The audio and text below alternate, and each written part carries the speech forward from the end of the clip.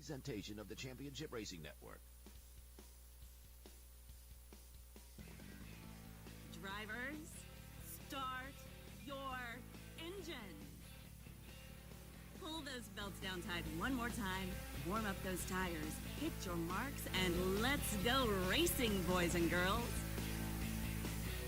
NASCAR, Indycar, Formula One, Formula E, and NHRA Racing Talk. This is the Championship Racing Network. Now here is your host, Steve West and Matt Nicholson, with producer John Myers. And yes, indeed, the gang is all here for this mid-July edition of the Championship Racing Network. Thank you very much for joining us.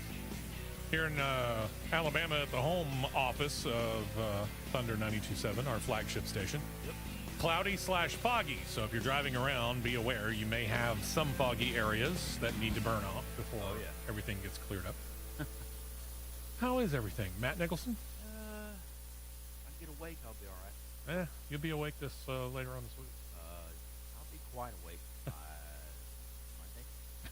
Monday. I hope at least. Yeah, at least enough to get on a plane. And go a long way. Yep. Next week's situation is Matt Nicholson might join us. A lot of that has to do with flight times and how much that cooperates. So the plan is, at this point in time, to pull Matt Nicholson out and insert Matt Coulter. Matt for Matt. What do you mean? Exactly.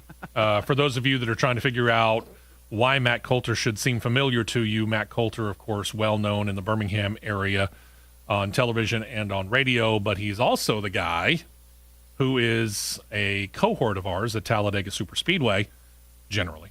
He's the trackside announcer. I say generally because COVID-19 has just screwed everything up. So we're hoping to get back to normal in October. That's the plan. Yeah, that is the plan. Whatever normal is these days. And with that said, welcome into our producer, John Myers. Good morning. How is you? I'm doing good. Wonderful. All right, we got some busy stuff to get to here. A lot of things to talk about when it comes to tracks and things in IndyCar and Formula One and the NHRA, and silly season in NASCAR.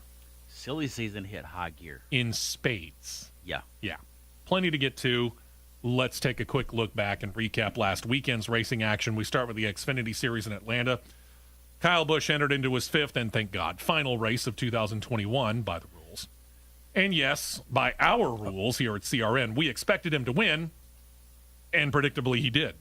Okay, by the rules, so it's NASCAR saying you can't race anymore in this series. You can race 5 races in a year. You cannot be, in the case of the Xfinity Series, you can't be part of the Dash for Cash 4 race series, and you cannot run in the playoffs.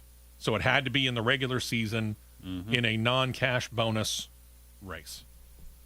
So he's raced his last race in Xfinity for the season. And hopefully his career. If he keeps his word. If he keeps his word. Because having gone 5 for 5 in Xfinity Series races and getting wins this year, that netted him win number 102 in the series for his career. Afterward, in post-race interviews, he reaffirmed this would be his last time racing in the series. But that's now. We'll see. Yeah. Thing about it is, and I had some grudging respect for him after this, he was not his usual cocky self after the race. He chose, instead of bowing to the stands, simply placing the checkered flag in his number 54 Joe Gibbs Racing ride and saying in his post-race interview that he didn't want to win the way that he did.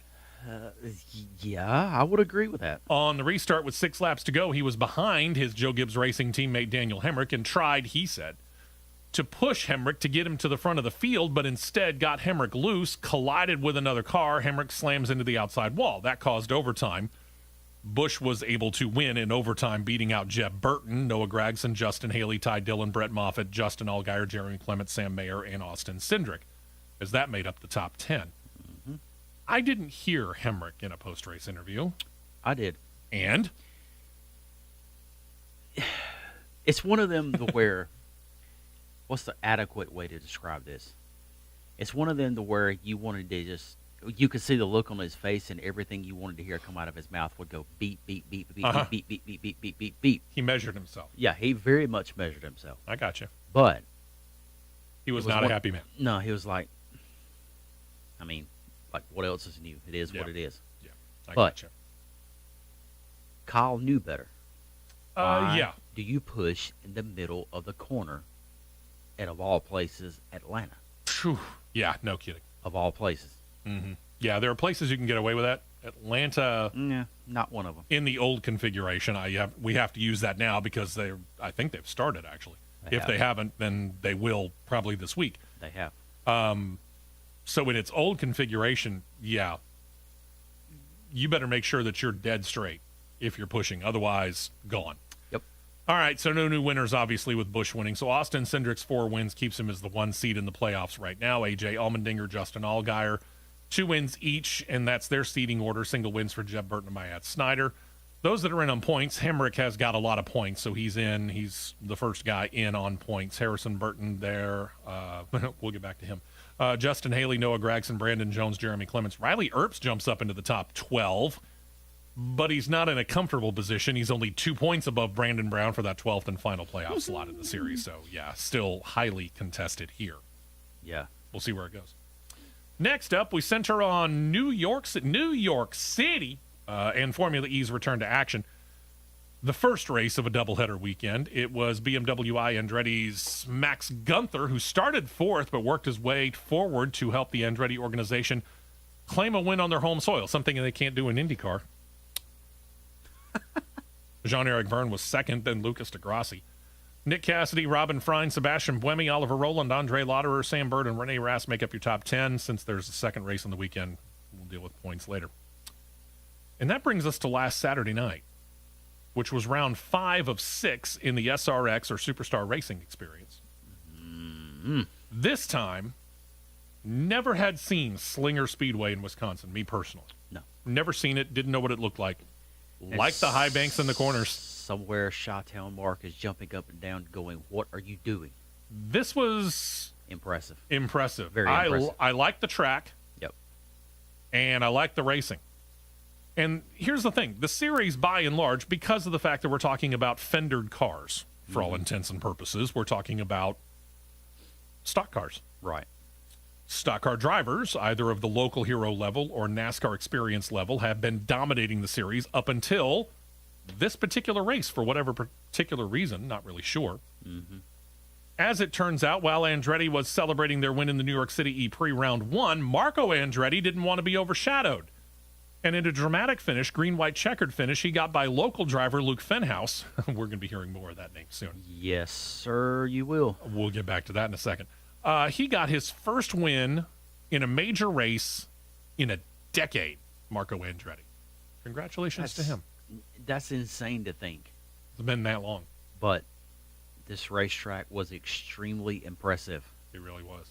Okay. I was very happy to see it. I really was. I was too. I mean, just for the simple fact of they ran 80, 85 some odd laps side by side and never touched. That's true. Never touched. And Andretti wins. He actually beats Tony Stewart. Luke Fenhaus had a problem on that green-white checkered restart. He fell to 3rd. Haley Deegan with a pretty impressive 4th. Bobby Labonte makes up the top 5. Smoke with the 2nd place continues to lead in the points. He now has 199 points to Ernie Francis Jr., who's 2nd with 161. The win jumps Marco Andretti up to 155 and 4th. And Bobby Labonte's 5th, 145, heading into this weekend's season finale race. Just a little hop, skip, and a jump up 65. Foreshadowing. Bingo.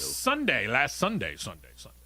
Kicked off with Formula E. They got their first taste of network television in the United States as CBS actually showed the second New York City E-Prix, which means I got to watch it because I don't get the CBS Sports Network. Jaguar Racing Sam Bird saw the opportunity to rebound from a horrible day on Saturday. He dominated the race. In fact, he led from the pole at the beginning all the way to the end.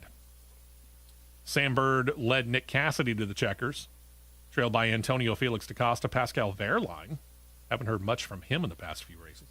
Andre Lauderer, Alexander Sims, Norman Nato, Robin Freins, then Alex Lynn, and Saturday's winner Max Gunther rounded out the top 10. With that win, Bird vaults into the points lead, 81 points to DaCosta and Frines, who are tied at 76. Eduardo Mortar is fourth with 72, 70 for Nick Cassidy. There's your top five, and really, that's going to be the battle for the points and championship, so we're not worried about the rest of it. Envision Virgin Racing leads the team standings with 146 to 144 for Diaz Tequita. And Jaguars 141. Very tight race at the top. And then you got another race here battling for kind of mid-range. Audi's fourth with 115, 113 for Mercedes. BMW i Andretti, they're up to fifth with 108. Tag Heuer Porsche's next with 92. They would really have to do a lot in the last couple of races here, I think, to improve their position much. Yeah, it's going to take a lot. Yeah. Rocket Venturi's got 89. Nissan next with 79. 78 for Mahindra. Drop down to Dragon Penske with 42. And Neo 333, after such a promising start to the season, have not just cooled off, they went into the deep freeze as they sit with 18. Mm-hmm. And the final race recap from last weekend takes us back to Atlanta for the Cup Series race. And as the laps wound down, it became a battle of the Busch brothers. Kyle Busch getting out in front of Kurt after the final round of pit stops, which were done under green. It was a pretty clean race, all things being equal. It was. And with a timely assist, and I use that term carefully because viewpoints are everything in this. Mm-hmm. With a timely assist from teammate Ross Chastain, Kurt was able to get under and by Kyle, rolls on to the win, ultimately led 144 of the 267 laps on the day. Kyle was less than pleased, hinting loudly that Ross was something of a dirty driver for getting in his way. The thing about it is, we'll put Matt and I in this position, mm-hmm. and we'll put John in the position of spotter for me. Matt's the one leading. Mm-hmm. He knows he's coming up on me. I've got a slower car. I'm being lapped. Mm-hmm. I have a line that I think is working best for me. Mm-hmm. Matt, on the other hand, like Kurt last weekend at Atlanta, could run high, could run low. So John, as my spotter, recognizes that our teammate, Matt, mm-hmm. is coming up quickly and recognizes that we don't want to get in his way because he's got a chance to get a win. Mm-hmm. So he goes to Matt's spotter. We'll call him John 2. And asks John 2, you want to go high or low? John 2 says, I want to go low. So John gets on the radio to me and says, Matt wants to go low. You stay high in the curves, in the corners. Mm-hmm. Stay high in the curves. Stay high in the corners, Steve. That's it. I stay high in the corners. Let Matt get the line he wants. That's what happened. It just so happens that Kyle's preferred line was the same line that Ross Chastain, or in the fictional case, me, I'm running. Mm-hmm. Kyle did not adjust. Kurt adjusted. Boom. That's it. There's nothing dirty here. I saw zero wrong with this move. Yeah, it was nothing wrong with it. None at all. I mean, it's racing. Suck it up. Move on. Kurt wins. Kyle second. Martin Truex Jr. third. Alex Bowman, Ryan Blaney, Tyler Reddick, Chase Elliott, Christopher Bell, Matt DiBenedetto, and Brad Keselowski all round out the top 10. And there's a lot of names in there that we're going to get back to later. A few. With the win, we have now 12 of 16 playoff slots locked up. Kyle Larson, top seed, 4 wins. Martin Truex Jr. and Alex Bowman in there with 3. Kyle Busch, Chase Elliott have 2 wins apiece, and then your single-time winners, which now include William Byron, Joey Logano, Ryan Blaney, Brad Keselowski, Kurt Busch, Christopher Bell, and Michael McDowell. Your other 4 slots are held by, on points, Denny Hamlin, Kevin Harvick, Austin Dillon, and Tyler Reddick. And Reddick is pretty comfortable. The 16th and final playoff spot to the 17th spot, which is held by Chris Buescher, is a 96-point difference. All but over.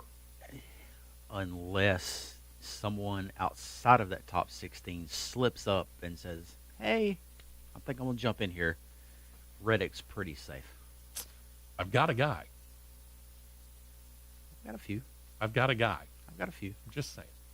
This weekend's slate of racing starts later on today. Xfinity Series running the Am Better Get Vaccinated 200. Say that 5 times fast. At New Hampshire Motor Speedway. It airs on PRN and the NBC Sports Network. Starts 3 p.m. Eastern, 2 p.m. Central Time. Tonight, hard to believe, we're already at the finale of Season 1 of the Superstar or SRX Series. They're running at the legendary, as Matt alluded to earlier, Nashville Fairgrounds Speedway. Coverage begins tonight on CBS at 8 p.m. Eastern, 7 p.m. Central Time.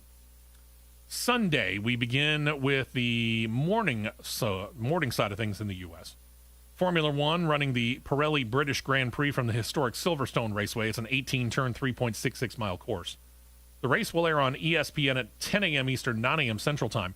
Now, they qualified yesterday, but they didn't qualify for the race. They qualified for sprint races, which will be run later today.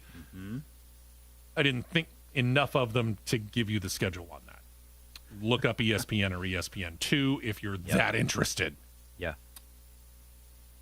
It's back to Sunday, where NASCAR's Cup Series is next up. They're running the Foxwoods Resort Casino 301 at New Hampshire Motor Speedway. NBC Sports Network again. NPRN Radio begins 3 p.m. Eastern, 2 p.m. Central Time.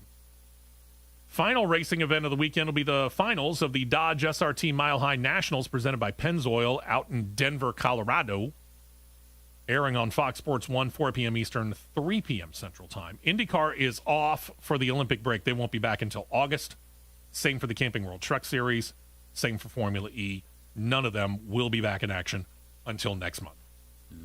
So be prepared for that. It's about to get quiet for a couple weeks here before too long. The Olympic break is coming up very, very quickly. This is something that IndyCar and NASCAR both worked with NBC on to ensure that there wasn't kind of a conflict of trying to figure out how we were going to televise all the events of the Olympics and the racing at the same time. So while I appreciate the cooperative effort, it'll be a dry period for the racing fans. It will. Sorry, folks. Unfortunately. All right, so enjoy the racing this weekend. We're going to take a break. When we get back, we're going to pick up on a story that we talked about last week. We were talking about the Gen 7 car and how, let's just say, there are conflicting reports about how safe this car is. That was addressed over this past week. We'll deal with that. And silly season's rumor mill, let's just say it is churning quickly. A little. We got all that to deal with and so much more because we're just underway right here on CRN. We will be right back with more on the Championship Racing Network. This report. My mouse ran away. I hate it when Cat scared.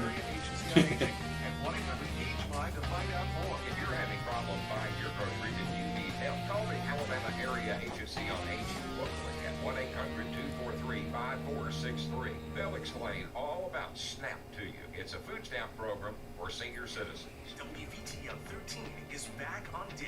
Subscribers, thanks for your patience and welcome back. Welcome back to primetime favorites like The Voice, Blacklist, and Little Big Shots. Welcome back to the best in daytime with We have 5 concurrent viewers. and Ellen. Hi, viewers. Today's WTDR 13 that's better. The latest word in what's happening right now and what's next, plus the all-new storm tracking power of WTDR 13. Let's see.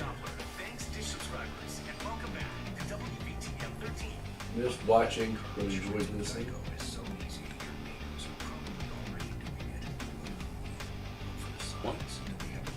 He must be talking about one of the races we've talked about already. Oh.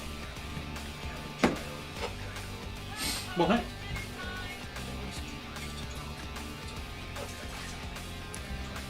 That's crazy. Verstappen 1 second quicker than 5th. I wish there was a way I could monitor YouTube as we're airing.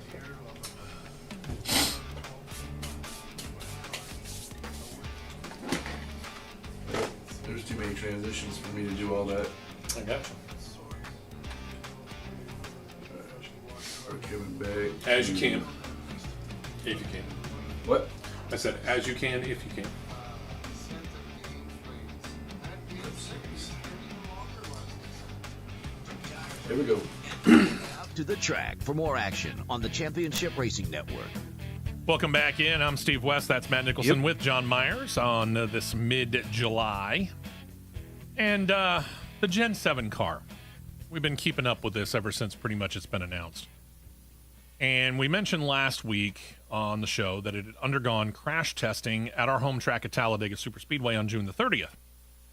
And we, in a recap here, we're not going to get into detail, but NASCAR said that the car is comparable to the current generation car and in how it performed in crash testing. But the thing about it is there has been some rumbling that the results seem to show that it would more than likely be much worse than what NASCAR said and, in fact, might actually be fatal to the driver.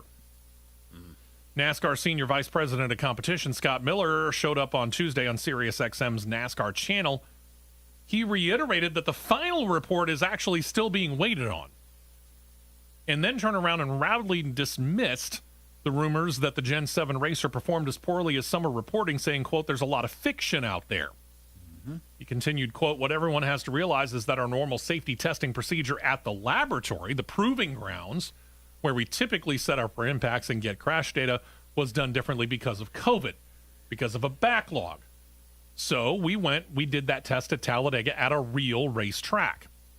We see absolutely nothing in the data that's alarming, but we want to have a comprehensive report. And I have no idea how all of the rumors started about that it didn't go well, because it did go well. So that's where we are, and hopefully we can get that report out. My question is this. I want to know who all was there. There you go. You just took the words right out of my mouth. One, is Scott Miller being the bell cow speaking for them, or was he actually there and did he visibly see that? There's only a select few people that can answer that question. Well, that's true. And here's the thing. I mean, you and I work there. Yeah. Yeah. We didn't even know that the crash testing was going on until we found out leading up to last week's show. I didn't say this last week, but being the crash testing was on June 30th. I recall because I was on I-20 coming back from Birmingham to go in to see a client of mine at my day job. I passed the hauler, the all-jet black hauler. Sure. Passed it going to the track on the 29th, and I'm going. So you knew something was going on, but you didn't know what? I didn't know. Well, see, they use I-20 to go to Texas and Phoenix. I know. All the way, all the time. Sure. So I'm thinking, wait a minute, what is a hauler doing running on I-20 on June 29th and there's no races out west? I didn't put 2 plus 2 together. I'm like, it's not uncommon to pass one. Yeah. I mean, unmarked haulers, and you can just barely see the logo on the door, and you can hardly make it out sometimes when you're going at speed. Got to be paying attention. But now I know where the truck was going. Yeah. In hindsight, we know. Yeah. We didn't know ahead of time. Right. So I'm sure that there are quite a few NASCAR officials who were there. Oh, sure. Because after all, this is the future of their sport. But the question is how many of them? As for the report, Miller said, quote, I'm not sure. I haven't talked to John. He's talking about John Probst, who's NASCAR Senior Vice President of Racing Innovation. No, he's talking about me. Yeah. I haven't talked to John and seeing where they are with that report and it being presented to everyone, but it shouldn't be too much longer. But to expect that was going to happen in a day or two is unrealistic to begin with. Maybe we should have communicated that better up front. It's not like because it's taking time, it's not good. That's obviously how all the rumors get started. We might have or should have told everyone up front, don't expect a comprehensive report because it takes time, so that's where we are with that. And we talked about this. They have taken a group of people, four very well-respected people within the sports medicine world, and they're having them kind of go through all of this data with a fine-tooth comb. Yep. And I'm talking about people who may or may not necessarily be the most friendly to this. One of them is a guy who is the head of trying to get the NFL to pay more attention to concussion protocol. One is the guy who investigated the death of Dale Earnhardt back in 2001 at Daytona. And then you got two medical people up at Duke University and Wake Forest up in North Carolina. These are, for what you would call, probably for the most part, independent. They were hired by NASCAR to do this. They're not regular NASCAR employees. how critical they're going to be. Hopefully, they're going to be highly critical, because again, we want this to be safe. I don't want to see any driver seriously injured or worse. Nope. You know, and we've had a great track record since Dale Earnhardt's death. We really have. Very much so. We want to keep that. NASCAR wants to keep that. Here's the thing. I think to a certain extent, Miller's correct. Because we didn't get that data immediately, we didn't get that summation report immediately, people's imaginations start to fly. Exactly. He's spot on that with that statement, as well as he's spot on with we should have told everyone up front. Yes, that Not would be expect it because it takes time. something else that we talked about last week, which was Yeah. being more of an open book. Exactly. Instead of being halfway open to chapter 2, have the book laid open flat, showing chapter 2. Mm-hmm. You know, it seems like to me that they're taking the fall on this one because, hey, we didn't tell everybody that it's done. The report's coming. Don't expect it because we're going to dissect it every single way we can dissect it. Yeah. In which they should. Well, and you mentioned this as well, and this was talked about. I didn't go into such detail, but you talked about how the chassis are put together. Mm-hmm. They're not welded; they're bolted. Yeah. Because ideally, you could take off a damaged part and put on a non-damaged part, make it easier, right? Right.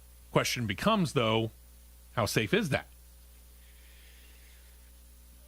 And with a delay in getting the summation report out there, and again, even Scott Miller admitting we could have been and should have been probably much more open about this. Mm-hmm. Man, speculation just runs rampant. Well, yeah, that's an understatement. Social media warriors going off. Don't get me started on that I one. It's know. way too early in the morning for me to get started on that one. Don't But worry. it's coming. I was about to say, we're ramping up to that. Oh, yeah. We're about to get into that in spades. But A real quick comment. The whole bolt horn thing, okay. If you damage your car significantly enough, it won't matter if it's welded or bolted because those bolts are just going to and just seize up like nothing. true. But see, here's my thing, and this is me talking with a helmet on, strapped on, behind the 5-point Driver harness. aspect. I want to see the size of the bolts that holds these clips on. I want to see the grade of the bolts that hold these clips on. Because we know, everybody that's listening to this show and watching this on YouTube Live, and us three sitting in this room, we all know that cars can and will, at the drop of a dime, get airborne at a super speedway. Oh, gosh, yes. Oh, yes. And now if we start looking at things, Michigan is holding up well. We already know that goes over 200 miles per hour. And then we talked about how they're reconfiguring Atlanta Motor Speedway. We already talked about the speeds that are likely to come at Atlanta Motor Speedway. So it's not just Daytona and Talladega anymore. There's Michigan, there's Atlanta, there's other tracks where the speeds are going up. It is. Said car gets airborne. Said car gets high enough to where it touches the fence. See Brad Keselowski in this year's Daytona 500. See previous crashes where Kyle Larson in the then Nationwide Series got sent into the fence.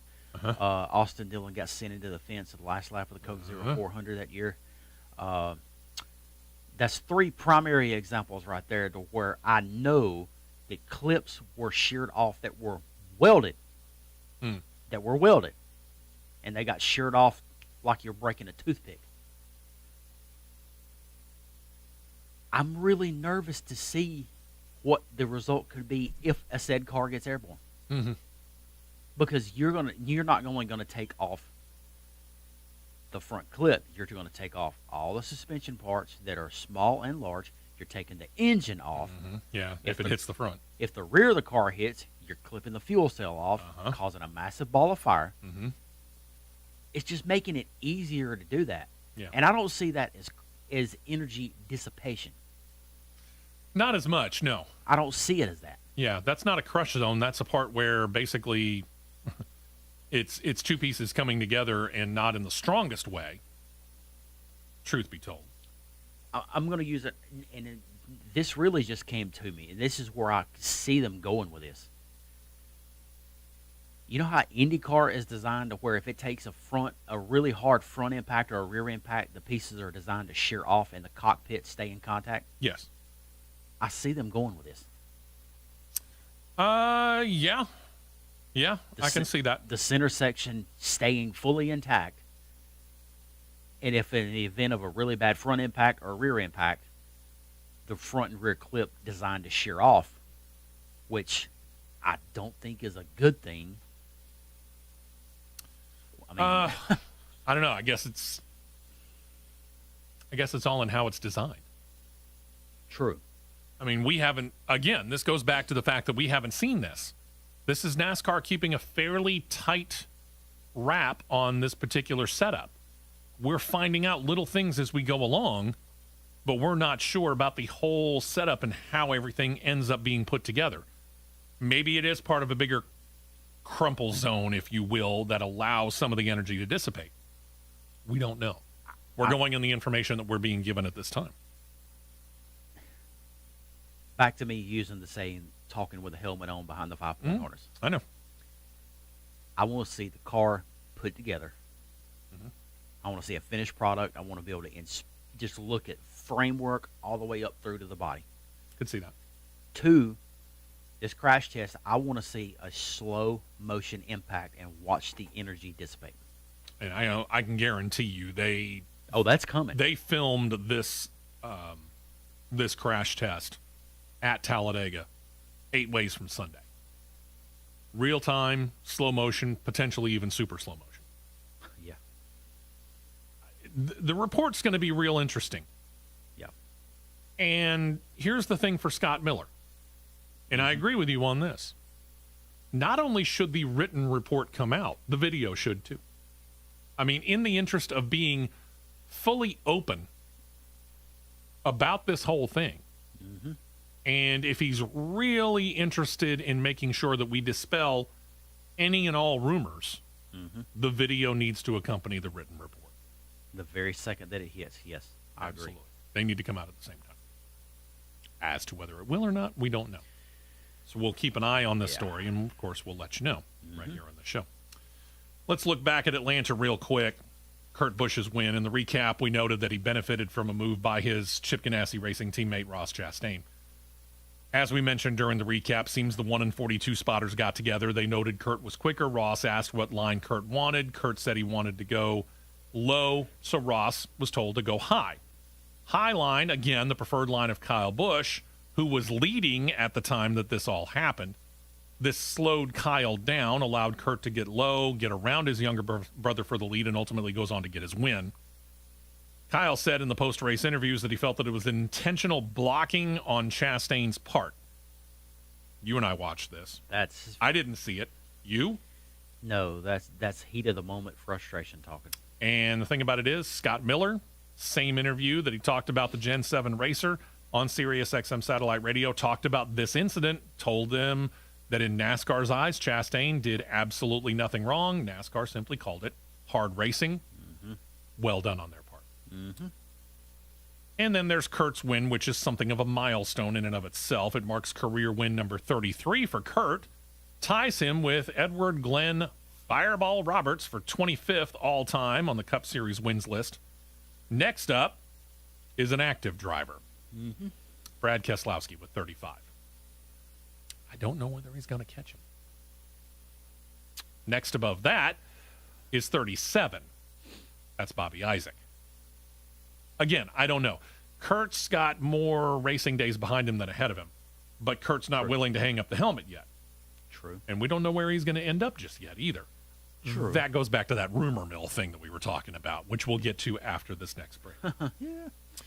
As for the track itself, not only is the Gen 7 racer a bit of controversy, the Atlanta Motor Speedway, of course, in its reconfiguration / repave has become quite controversial as well. SMI officials noted last week and that after last weekend's race, work was going to begin on the repave and reconfigure. Despite the popularity in its old school feel among the drivers, course, the problem is, as we noted last week, that the track doesn't shed water anymore, that the track surface was coming apart more and more. And as if on cue, during the stage break after the second stage, the drivers and track officials noted that there were several chunks of the asphalt surface that had come up and were just sitting in the racing groove near the front stretch restart zone. Oops. So the race had to be red flagged for 20 minutes while track workers repaired the track, and once it was done, the race restarted. Thankfully for them, no other problems with the pavement happened. Mm-hmm. I mean, we knew this was coming. We've seen this track starting to come apart, 4 or 5 years ago, I think? We saw a fairly large chunk come up. That was not Atlanta. That was actually Daytona. I thought it was Atlanta that I remembered something coming up 4 or 5 years I ago. remember Atlanta, Dover, and Martinsville having track pieces come up. I don't recall Atlanta. Either way, they've done a whole lot of sealing to this thing. Oh, there's quite a bit. Yeah. For sure. So, but, anyway. I mean... Here's the thing. It was as if to prove the point. Yep. Hey, this track is old. The track surface was repaved last in what year? 1997. That's a long time. Mm-hmm. When you consider the temperature changes, the kind of weather that the Atlanta area, which is not altogether different from Birmingham, all the elements that go into it, and you start to take in all of that information and you realize that's a long time. And over the course of 1997 to 2021, the cars have gotten better. They've gotten faster, which means they're putting more force on that track, creating a situation where it had to be sealed. It had to be sealed again. It had to be sealed again. It had to be sealed again. Oh, wait a minute. Here comes the track surface up. Yeah, I saw a camera angle when they took up a few chunks of the asphalt at the start-finish line where they were taking out the scoring loop wire.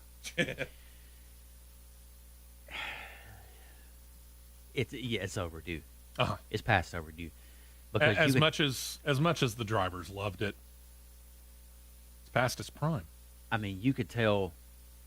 You could clearly tell that where the base gravel underneath the asphalt was retaining a ton of water, and it wasn't draining. And I again, we understand it. The drivers loved it in the way that it was. Mm-hmm. But it was time. Yep.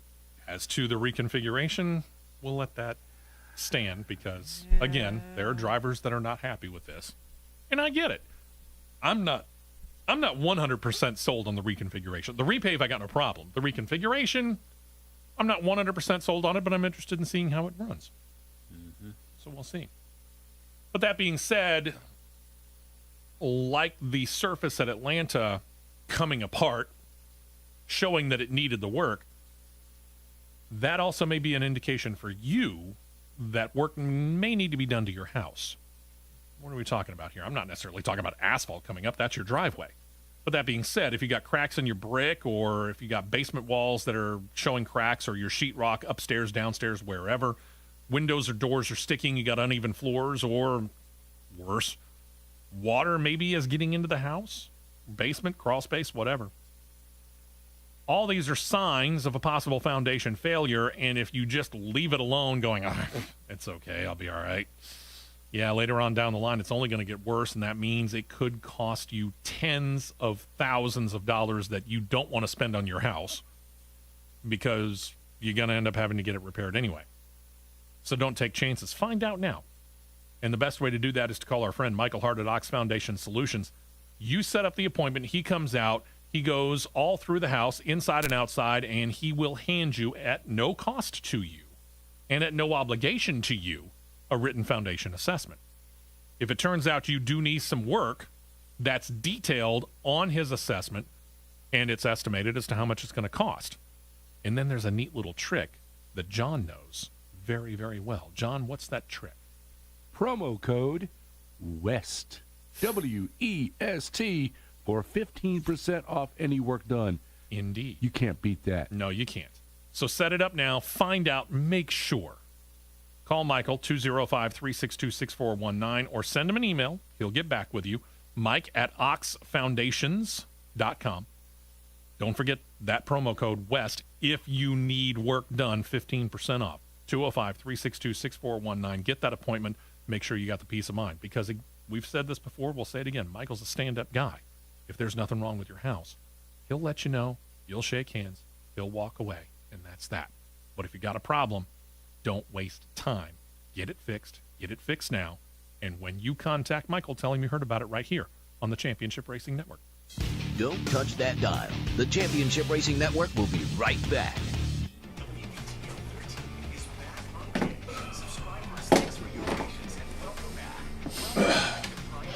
Thanks for putting me on the spot like that, Steve. Appreciate it. I love doing it. You realize you're the only cam operational at that point, right? Do I care? No. All right.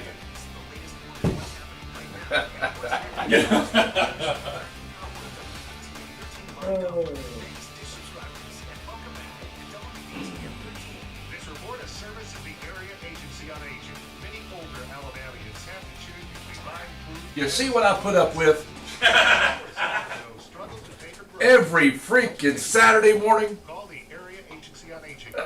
That, ladies and gentlemen, is called keeping John on his toes. Bingo. As if I wasn't tiptoeing enough around here trying to get the transitions right and the freaking audio to play and everything else. There's no camera. Ha ha. In other news, we have walls going up on Nashville Street Course. We're going to talk about that. All right, where are you going when we get back? Rumor mill, so we're sticking with Cup Series. We'll just go NASCAR.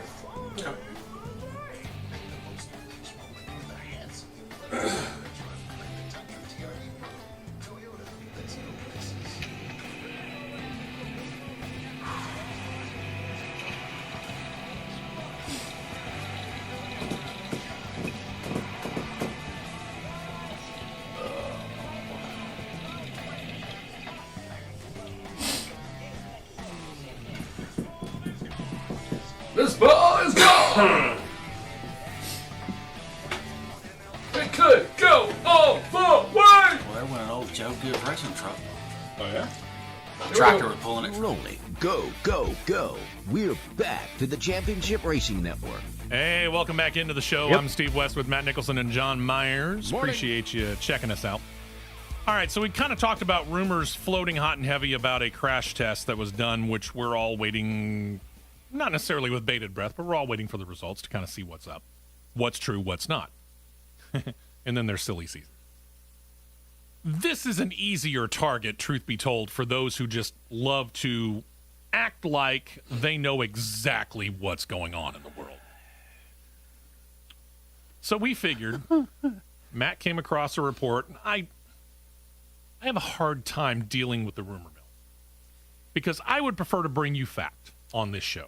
Be glad you're not a part or on the, as our local meteorologist, James Spann calls it, the Bird app. Uh-huh. Yeah. No. Yeah. I have zero desire to tweet. I have not a whole lot of desire to post on Facebook, just to be real honest. Some stuff I see on Twitter when it regards to motorsports in general makes me want to explode. And again, with the social media aspect out there, you got a whole lot of people who have a desire and will use our situation as an example. They want to be Mike Joy. They want to be Bob Pockris, whatever. I thought they'd want to be us. Yeah, they want to be us, whatever. Sure. Good point. And so they go on there and they're like, tell you what, I'll just start this rumor. Matt Nicholson's going to be able to take over for Kyle Busch in the number 18. Now, what did I base that on? Huh? What did I base that on? Nothing. Zero. Nada. Zilch. You based it on the fact Matt's a professional driver and has NASCAR aspirations. There you go. That's what I based it on. I have no ties to M&M's or the Mars brand. I have no ties to Interstate Batteries, nor do I have any ties to, well, I do have ties to Toyota because I drive Toyotas every day. Other than that, no. You have any ties to Joe Gibbs Racing? Last I checked, no. Okay. So that's what we're dealing with. We're dealing with a lot of people who are going out there and they're taking two from over here and one from over there, and they're going, hey, well, that makes three. Let's just say but that may not necessarily add together the way that you think it does. let's just say the people want to stir the proverbial pot. Yeah. So the rumor mill, the social media rumor mill got going this past week. So take these with at least a grain of salt, if not a salt lick, because the rumors based upon conjecture likely have not a whole lot of basis in truth, but we're going to have a little fun. And I will say this. Some of this actually did come to fruition this past week.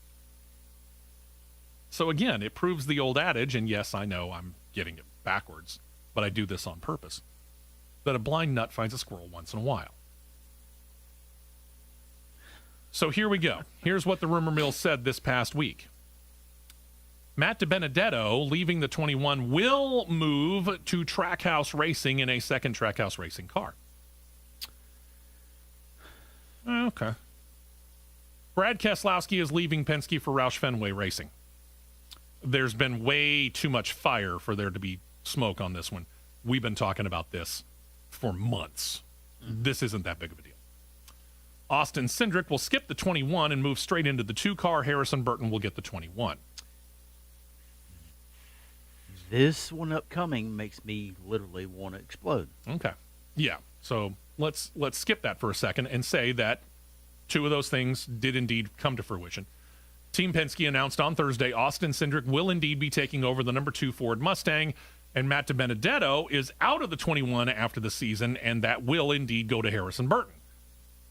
Now, all of this all but confirms the early rumors that Keselowski is headed to Roush Fenway Racing, although their exact lineup is not yet known. Keselowski's not talking, and neither is anyone at Roush Fenway Racing. Yesterday, it was about probably 4:15, 4:30-ish. Roush Fenway put out a press release, major announcement with Jack Roush, members of the Roush Fenway with the Fenway Sports Group, and others coming Tuesday at the NASCAR Hall of Fame. Now, here you go. More light has been shed on this because we heard with the whole thing about Brad Keselowski potentially leaving and going to Roush Fenway that it was going to become RFK, or Roush Fenway Keselowski Racing, right? There's more basis to this as well, because in the statement that talked about Keselowski out, Cindric and Harrison Burton in, Penske's statement read this, quote, earlier this year, Team Penske began negotiations with Brad to continue to drive for our organization in 2022 and beyond. That's not the unusual part. Here's the part that opened up eyeballs. Brad communicated to us he wanted an ownership stake in his new agreement, a request we could not fulfill. Based on this, our relationship with Brad will end at the completion of the 2021 season. So in other words, he's looking ahead. He's thinking Tony Stewart did it. Denny Hamlin's done it. Jeff Gordon's about to do it. Mm-hmm. I've had a team in the Truck Series. I'm ready to get back into ownership as well because I'm thinking beyond my time behind the wheel. Sure. And I don't blame him for that. He's thinking of his future. I get it. He wanted it to be at Penske. Here's the thing.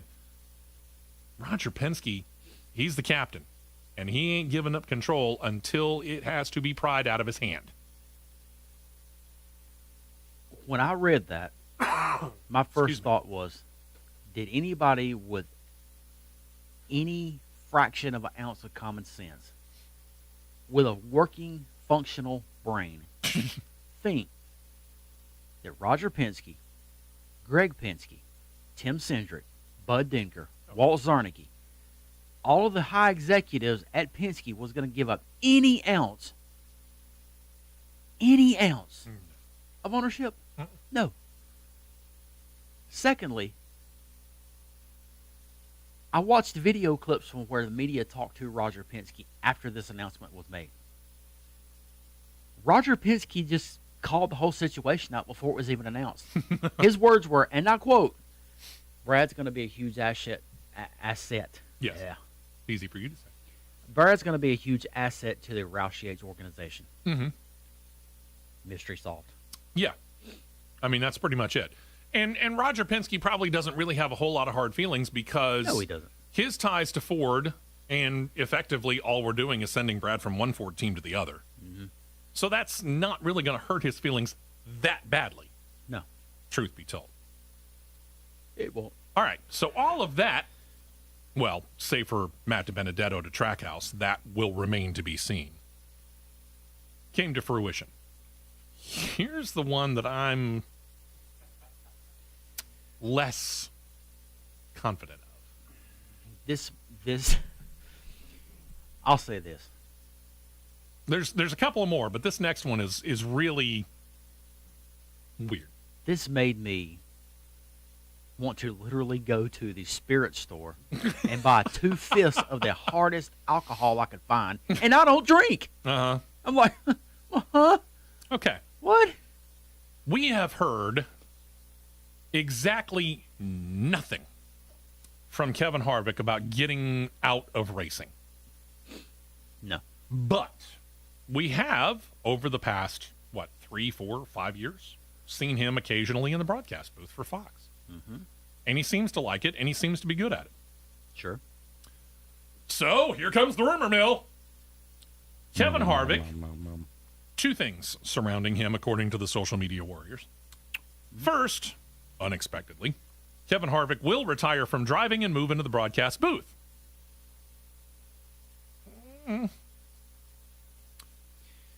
The second part of that would be that he would revive, to some extent, his old Kevin Harvick Incorporated race team, because they say he will buy out JTG, Tad Geschecter. It's easy for me to say.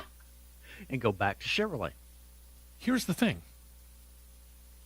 There's JTG Daugherty Racing.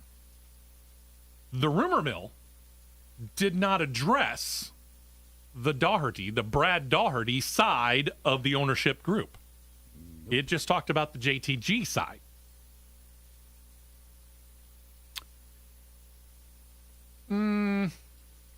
Maybe HG Racing, or HD Racing, rather? KHD Racing? Here's where I could only, I don't know. Even though it was at the point to drive me to want to become a raging alcoholic when I read this. There is a remote fraction of this to where this could possibly, and I say that with large letters, have an ounce of reality. Mm-hmm. Richard Stenhouse of Olive Branch, Mississippi, Richard. and Ryan Priest, Yes. both are under the banner of KHI Management. And I get it, but we have heard nothing Yeah, there's nothing. from Geschecter on a desire to sell. We've heard nothing from Kevin Harvick on a desire to even get out of the 4-car. Right. Because he said numerous, multiple thousands, billions of times he will drive at least through his contract, which ends in 2023. So it'd have to be one whale of a deal. Let's face it. 1. 2, there's other Cup competitors, I'll just say that, that have made it very clear that if they don't like this new car or driving this new car, they're going to hang it up. All right, but let's assume, which we all know what that does, Yeah, keyword. that all of that happened. That would leave the 4-car open. What would happen over at Stewart Haas Racing to fill the 4-car? According to the rumor mill, Ryan Blaney would take over the 4-car. He would buy his contract out at Penske, his own contract. To move to the To the 4-car. No. I don't see that happening. No. Uh-huh. No. Which in turn, therefore, would leave another seat open at Penske. Yeah. Let's see. What are we also looking at here? Daniel Suarez would pair with Ross Chastain. Doesn't that go against the Matt DiBenedetto to Trackhouse Racing move? It does. It So really does. there's a rumor. We don't know where Kurt Busch would be, but here's the thing. If Ross Chastain left Chip Ganassi / the new ownership team, of what soon will be Chip Ganassi Racing. Kurt Busch still out in the cold, or would he be kept? Oh, but wait, there's more. Don't know. Because there's that second rumored 2311 charter that they're trying to, I think, still acquire, or have they acquired it? No, they're still working on acquiring it. Oh, by the way, Kurt Busch is rumored to be in that second chartered car. I would say this: I could see it happening. Denny Hamlin's going to put an offer down to Rick Ware that he cannot refuse to buy at least one of those charters, if not two. Okay, which would be very smart on you, Rick Ware. Sure. Yeah. But out of all of this huggabaloo, let's call it that, noise. Granted, for two of those, soon to be three that have come to fruition, there's one other one that I could see really coming to fruition, and that's DiBenedetto going to Trackhouse. Now, here's why I say this. Okay. All right. Everybody, these keyboard warriors or thumb warriors, let's call it that, whether you're behind a computer or on your phone or your mobile device, whatever you want to call it. Well, Matt DiBenedetto doesn't have any funding. He doesn't have any. He's had a high quality rod. He just hadn't done this or hadn't done that. Well, first off, I think he got rooked out of winning Talladega last year. Just my opinion. Sure. Even though I was in the tower, I still think he got rooked out of it. Okay. I kind of agree with that. Secondly, Justin Marks has made it crystal clear on multiple occasions. He does not have a funding problem. So I think he's pretty much picked the second driver at will who he wants, and they will be in that car. Yeah. He does not have a funding problem. No. And I could see that. I've heard a lot of people, and this, by the way, will not happen, but I've heard a lot of people on Stewart Haas Racing fan board saying, well, why don't we get Eric Almirola out of the 10 and put Matt DiBenedetto in it? Well, Eric Almirola, number one, yeah, he's having a bit of a down year, but then again, so is all of SHR. True. Matt DiBenedetto, as he just mentioned, doesn't really have sponsorship that comes with him. That's something Eric Almirola has. Smithfield. Uh-huh. And that's not an insignificant sponsorship. And I'm So that ain't happening. I would put it on the outlier. I could realistically see DiBenedetto going to the 2311 car. I could easily see that. I could see that because who's another person that does not have an issue with funding? Michael Jordan. Yeah, trust me. If there's somebody in this world who has no problem with getting funding via sponsorship, ladies and gentlemen, I present to you in spades with a big gold bright frame, Michael Jordan. When we come back, we'll turn our attention to the Xfinity Series with all of these things going on charter-wise and teams coming into or expanding quickly within the Cup Series. That rumor mill that we were talking about continues to surround Junior Motorsports. We'll address that, not just from Dale Earnhardt Jr.'s side, but from the co-owner of Junior Motorsports' side. That's coming up next as we kick off Hour 2 of CRN. Stay right here for more on the Championship Racing Network. WTDR-FM, Talladega, Oxford, Anniston, and streaming live 24/7 at WTDRThunder.com. Alabama's #1 country, Thunder 92.7. This report is service of the Area Agency on Aging. Many older Alabamians have to choose between buying food, medicine, or other necessities. If you or someone you know struggles to pay for groceries, help may be available. Call the Area Agency on Aging at 1-800-AGE-LINE to find out more. If you're having problems buying your groceries and you need help, call the Alabama Area Agency on Aging locally at 1-800-243-5463. They'll explain all about SNAP to you. It's a food stamp program for senior citizens. When severe weather's at its worst, early warnings save lives. Introducing WVTM 13 Live Doppler. It sees the storm first. First, because it's live. A Central Alabama exclusive. First, because of its location. Positioned in the path of oncoming storm. First, to warn you when danger approaches. A true right now look at severe weather. Giving you more time to get to safety. WVTM 13 Live Doppler. Only on today's WVTM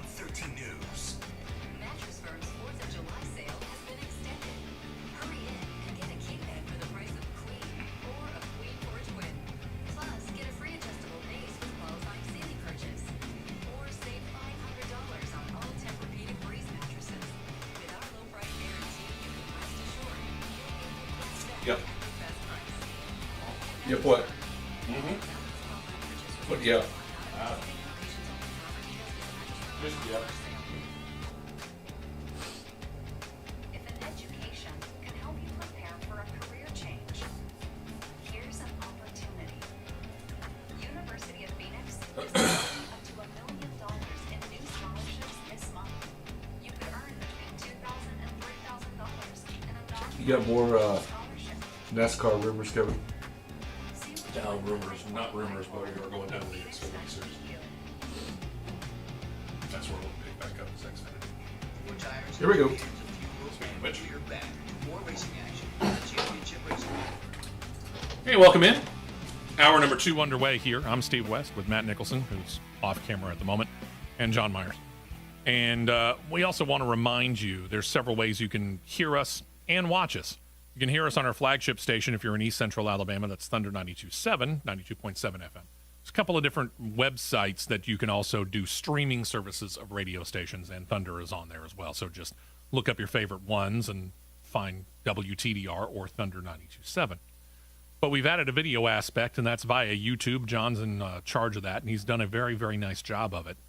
We got a YouTube page. If you go onto YouTube, just search Championship Racing Network. We've got our own channel, so to speak.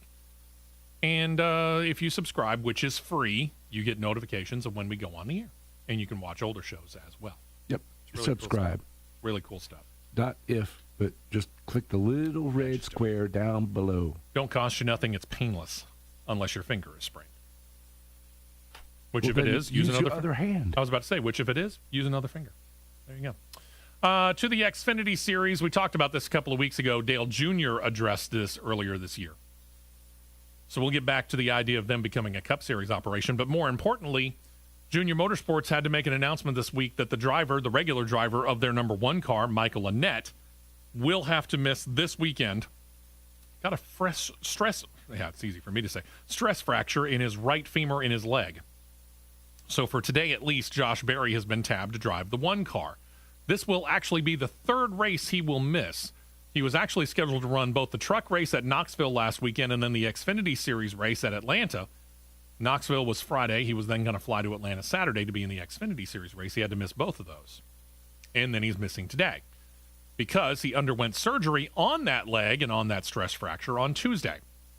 Doctors are now saying that Annett can use the time that NASCAR takes off for the Olympics coverage, which we talked about, and do some rehab, and he should, according to the doctors, should be able to return to driving when the series returns to action August the 7th at Watkins Glen. Junior Motorsports thought ahead. They've already sought a medical waiver from NASCAR, so Annett could still be a playoff participant. NASCAR said yes, they've granted that waiver.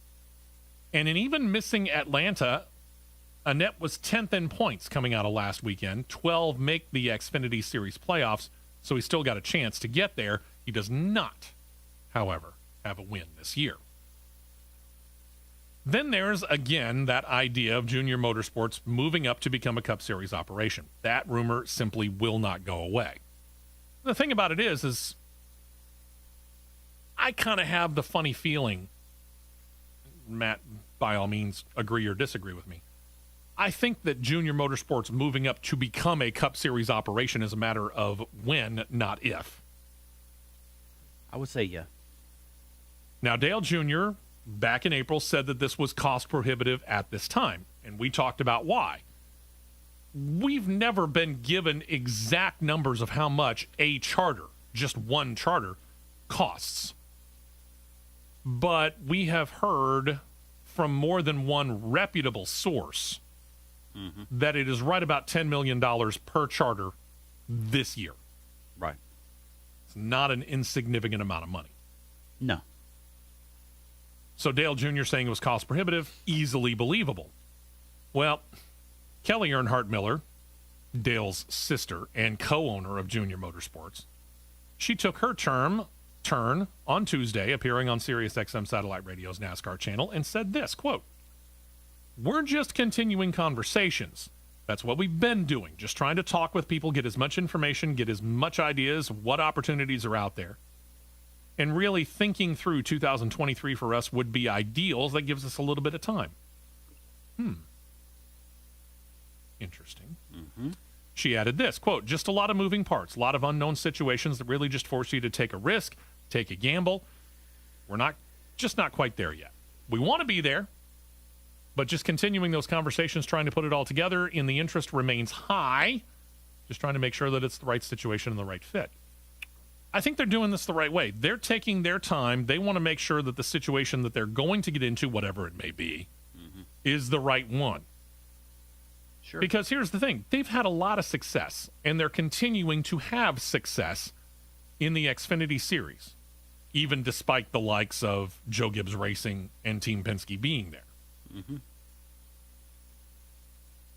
Do you really want to step out of an area where you are a player, a contender, and put yourself into a situation where, yes, you're in the Cup Series, you're in the premier level of NASCAR, but you're not really a contender?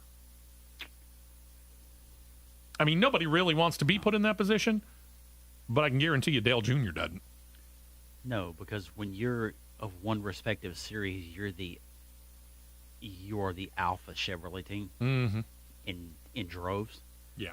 Why Because do Hendrick really doesn't have the presence, because Hendrick's presence is Junior Motorsport. Bingo.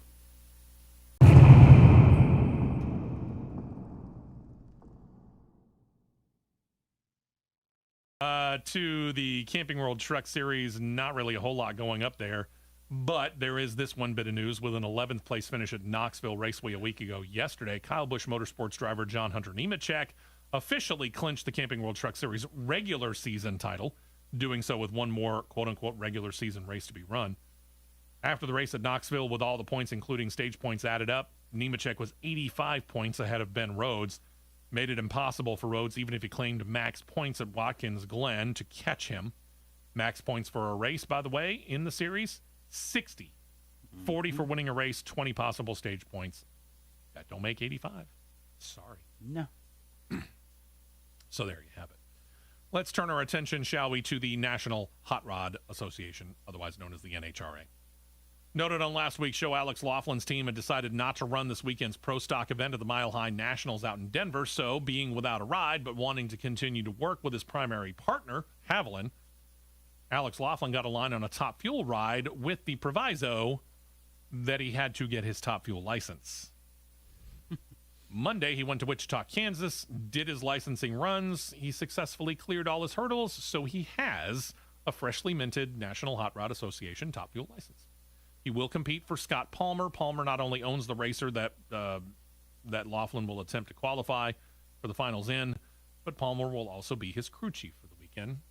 Congratulations, by the way, to Scott Palmer. Scott Palmer, as a general rule, likes to do this for different drivers. He gives them an opportunity to get their feet wet, brand new, newly minted license and all. So I think that's great. Cool. We got another debut. This driver by trade is a Chicago firefighter, but he'll get his first taste of Camping World drag racing action this weekend, piloting a funny car for Howard Motorsports. Guy's name is Chris King, is a firefighter, like I said, in Chicago by trade, but he does have some drag racing experience. He runs top alcohol funny cars and nostalgia nitro cars. This, though, will be his first time at the top levels of the NHRA. Good luck, Chris. Don't get overwhelmed. Nice. Then there's the state of Virginia. They've been kind of hesitant to get into action and, quite frankly, into the world. The 2020 and 2021 Virginia Nationals had been canceled. However, officials from both the NHRA and the Virginia Motorsports Park in Richmond are convinced that they are going to return and run in 2022. We'll see. Tommy Franklin, the owner-operator of Virginia Motorsports Park, said that this will be a treat for the fans as well. Quote, since our last national event in 2019, the facility has seen numerous upgrades, and we will continue to improve and expand to give our guests, fans, the best experience possible when the world's quickest and fastest motorsport returns to Virginia Motorsports Park in May. That's confidence right there. Here's what's confusing me. Just this.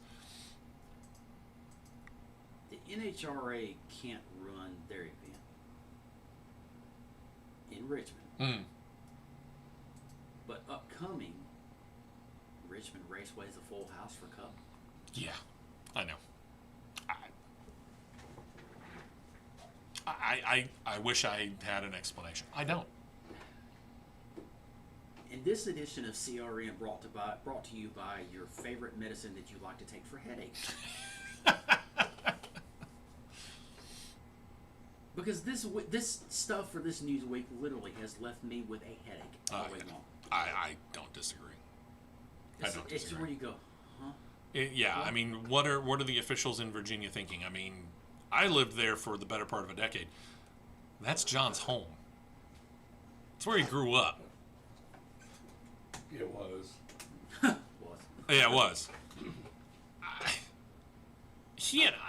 Having lived there, John and I can't explain any of this.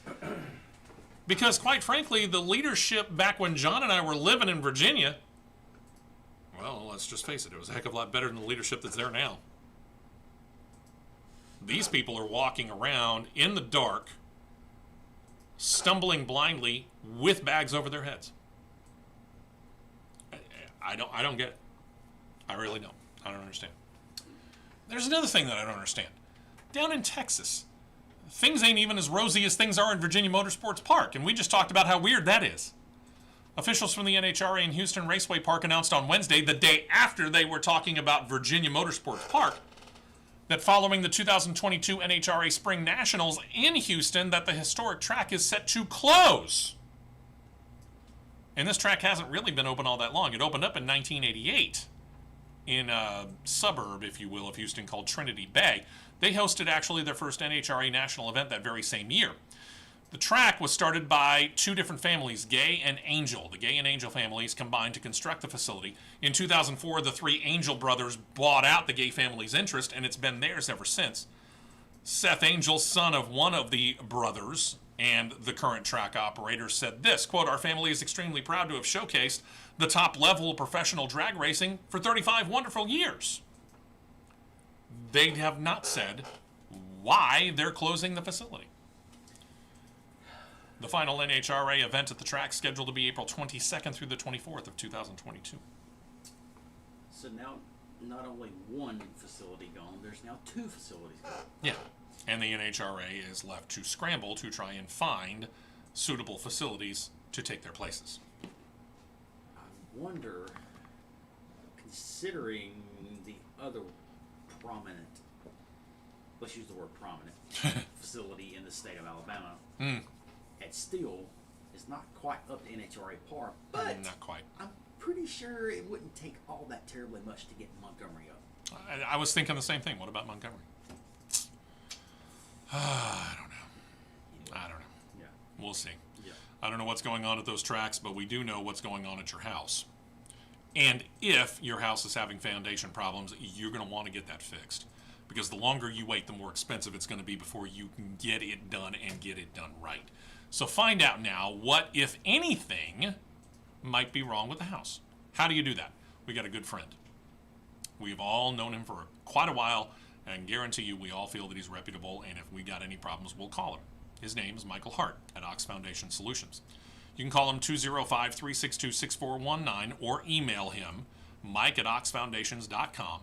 He will come out at the appointed time, and he will, if you are in the state of Alabama, mind you, he will go through your house inside and out, underneath it as well, and let you know in a no-cost, no-obligation written foundation assessment if there is anything wrong with your house. If there is something wrong with the foundation, you have it in writing.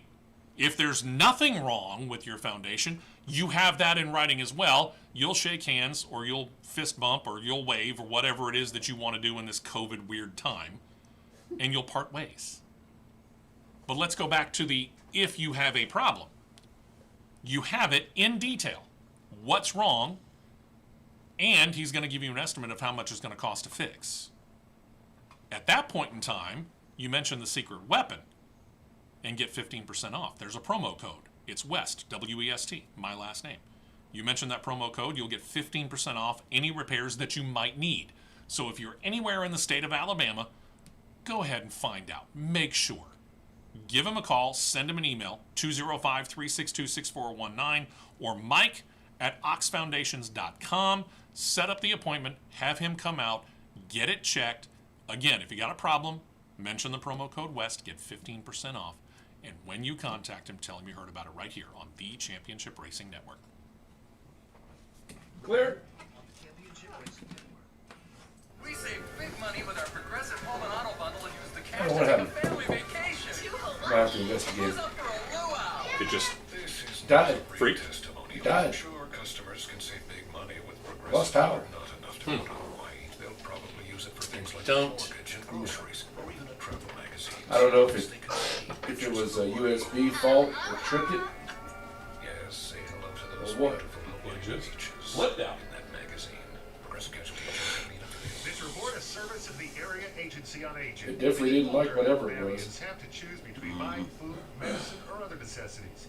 If you or someone you know struggles to pay for groceries, help may be available. Call the Area Agency on Aging at 1-800-AGE-LINE to find out more. If you're having problems buying your groceries and you need help, call the Alabama Area Agency on Aging locally at 1-800-243-5463. They'll explain all about SNAP to you. It's a food stamp program for senior citizens. All right, I admit, before I started using Dawn Platinum, I'd do anything to avoid washing dishes. I even seared them in a pan. But now with Dawn Platinum, I turn it on. I get And of course, everybody said, "Okay, we'll see you later." Part one. One stuck around. Platinum is so powerful, it breaks down and removes up to 99% tough grease and food residue faster. In just a couple of wipes, the tough messes are gone. Not done before I know it. I have no clue what happened. None. It just went. Blip. I figured it may have been a camera fault, but when I flipped over to it and looked at it, seen it, and I seen the little thing spinning, I went, crap, I know what that does. The whole system crashed. Yeah. It happened earlier. basically restart the computer.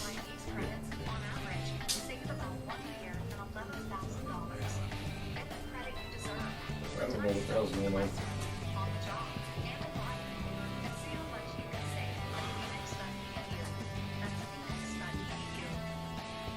Here we go. And back out to the track for more action on the Championship Racing Network. Let's make a transition, shall we? As we come back, we turn our attention to the NTT Data IndyCar Series.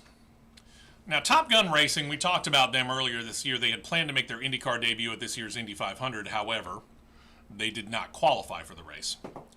So their first official start will take place, yes, at Indianapolis Motor Speedway, on the road course, when the series joins NASCAR for the August 14th and 15th weekend. The plan is to continue with driver R.C. Enerson.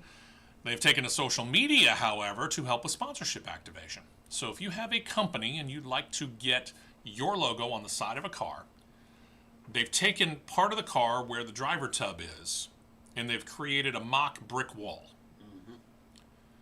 And your logo can appear on one of those bricks for the tidy little sum of $1,500. That'll get your company logo on that car. All things being equal, That's not terrible. it's not a horrible price, $1,500. If we had it, the CRN logo would be there. We don't. We would need to do our own fan fundraising. So if anybody has $1,500 that would like to put the CRN logo on R.C. Anderson's car, let us know. The Nashville Grand Prix beginning to take shape in the downtown area of Music City. It will be ready in time for the race. That is the first weekend in August. Matt and I are going to try to be there.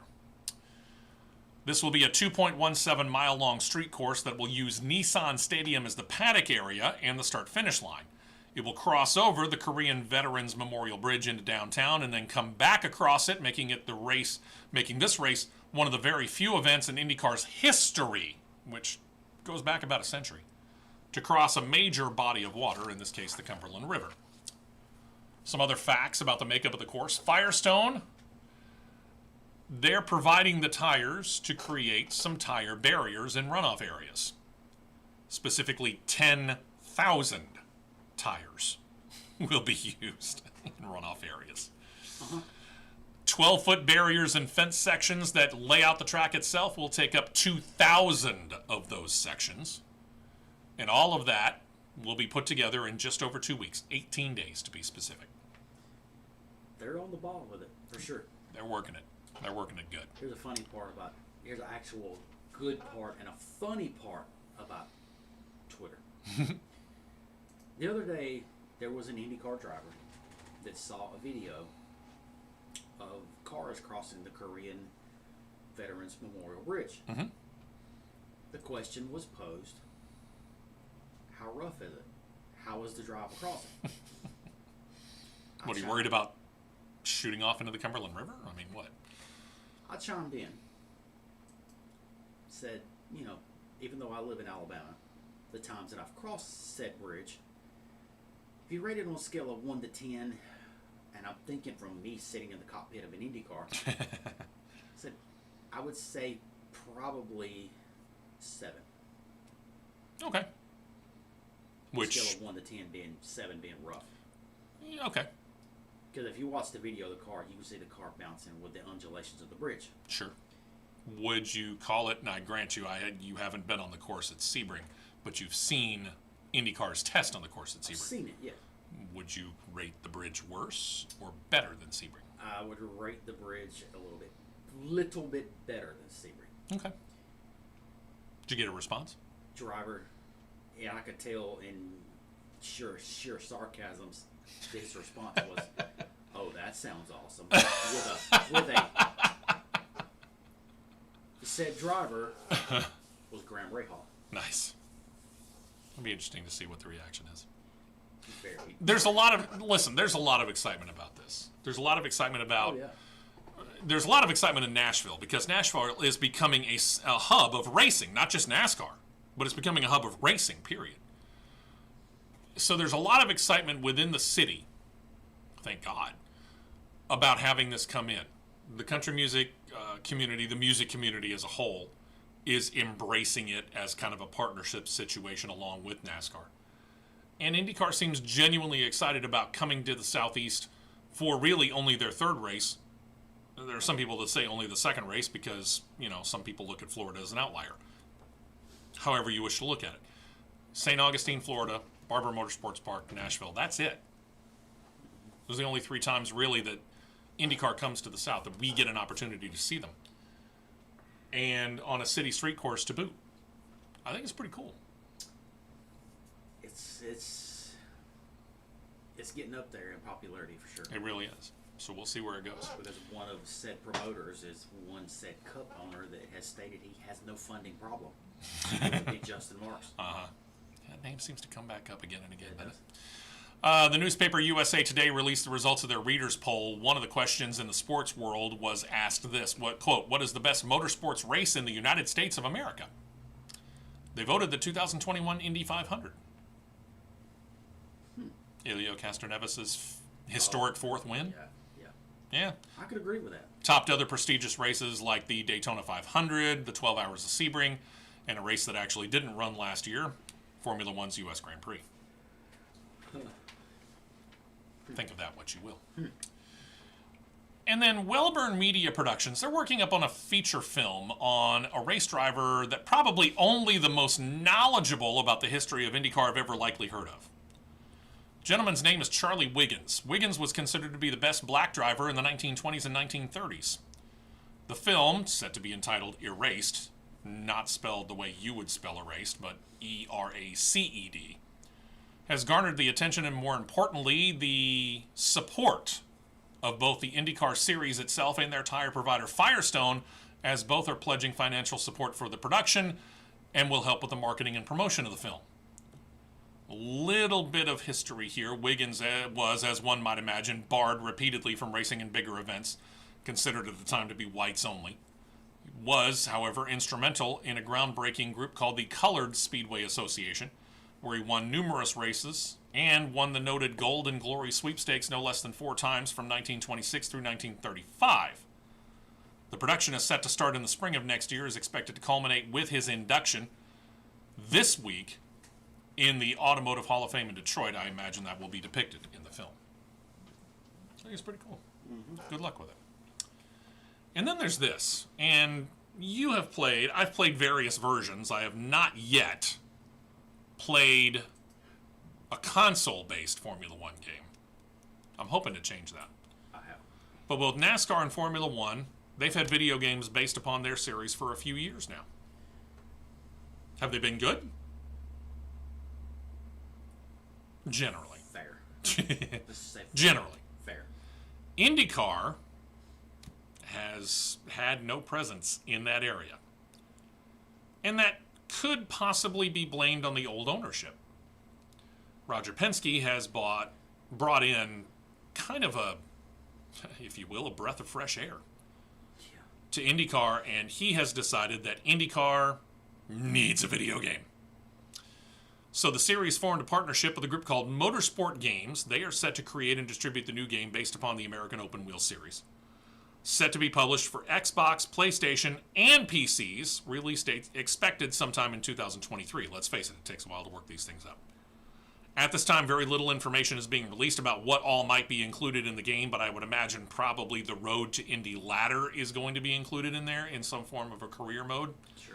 If you're interested, keep an eye on their website. It is simply IndyCar Game, spelled as you would think, IndyCarGame.com. The last IndyCar game that I remember, it was back in the 90s. It was the old Kart World Series game for the PlayStation 1. I seem to remember the game, and I seem to remember that the graphics were god-awful. Graphics weren't great. But then again, it was PlayStation 1, and we're up to what, 5? PlayStation 5. You know, John, you and I knew of PlayStation 1 because you and I got addicted to a game called Gran Turismo. That rocked. And I haven't had a PlayStation 1 in a while. I've got a 2 and a 3 in my house. I haven't even got 4 and 5 yet. Yeah. I've got the latest Gran Turismo for the PlayStation 3. And the last time I played it, I got a kind of a wild hair, and I was like, I need to go find this, and I need to do a comparison, because there are still tracks that were in Gran Turismo, what was that, 6, that were in the first Gran Turismo, and I'm like, I got to find a track that's the same. And I compared via YouTube one of the tracks from the original Gran Turismo on PlayStation 1 to one of the ones on the PlayStation 3. Again, not 4 or 5, just 3. And it was a world of difference. I can't imagine the difference between an IndyCar game or a kart game on PlayStation now 1 to what is going to be, at the very least, PlayStation 5. And maybe 6, depending on how soon Sony plans to work that up. I can't imagine the difference between that and the new one. I've seen a 5, and 5 is insane. I've seen 5s too, and they're expensive. Just a little. Yeah, just a little. Let's go ahead and take a little bit of an early break. We'll transition over to Formula One. Formula One did an odd thing. They qualified yesterday, but they qualified for the sprint races that are coming up later on today. They got some practice sessions in this morning. Are they done with all of them? No, they have FP3. No, check that. The sprint race is coming up this afternoon. Okay. So we'll kind of give you an idea of where they stand in the practice sessions, or after the practice sessions wrapped up, and we'll tell you a little bit more. For example, Aston Martin, which used to be Racing Point, which used to be Force India, which used to be Sahara Force India, is about ready to make another change. Oh, good grief. We'll detail that and so much more coming up right after this break on CRN.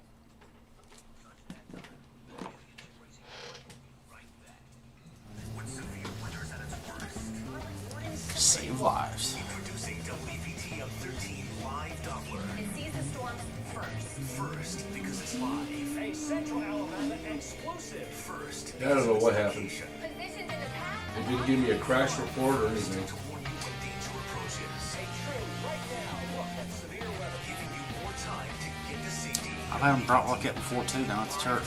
Just drop out of nowhere. The power? This report is service of the area Not, agency on aging. it wasn't Many OBS, older it was the elderly power. sandwich Just the, choose to buy food, medicine, or other necessities. If you or That someone happened. you know struggles to pay for groceries, help may be available.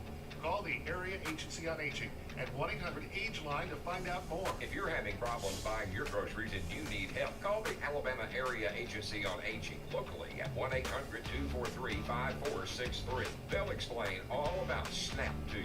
It's a food stamp program for senior citizens. Today on Hey Culligan, sustainability and better water. Here's Sam. Hey, Culligan,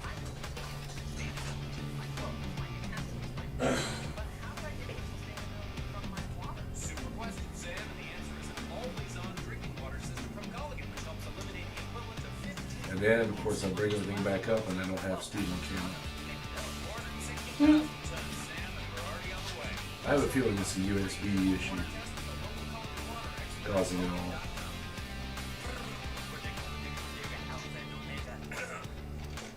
That's why I dropped that third cam.